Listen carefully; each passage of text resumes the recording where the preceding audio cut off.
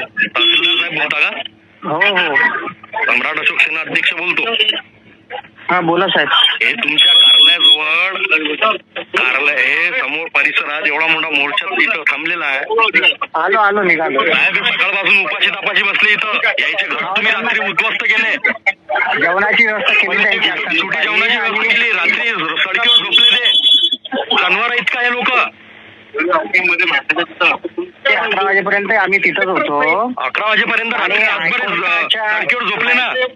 हायकोर्टाच्या आदेशानुसार कारवाई केलेली आहे. यायचे घर तुम्ही उद्ध्वस्त केले. यायचं पुनर्वसन करायचं काम करा ना तुम्ही. महाराष्ट्र जमीन महसूल अधिनियम काय सांगते?